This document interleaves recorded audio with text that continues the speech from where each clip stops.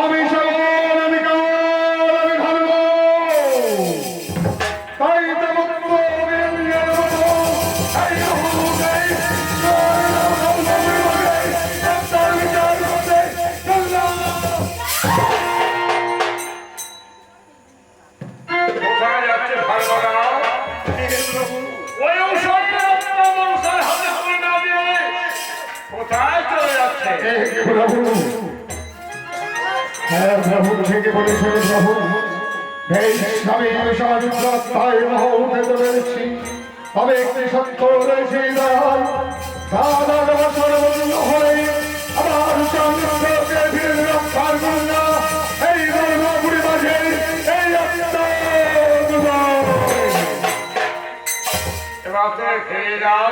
বেশ ঠাকুরা, আমি কথা দিলাম দ্বাদশটি বছর পূর্ণ হলে পরে আমার অনির্দিষ্ট পরমাকে তুলে দেব আমি তোমার হস্তে।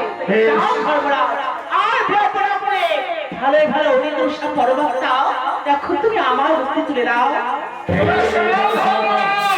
প্রভু, আজ হবে যে যে কাল করলে হবে ঔষধ, সেই ঔষধ নিয়ে তুমি যদি ওই ধর্মপুরী বাড়ি তাই হবে দয়াল, তাই হবে।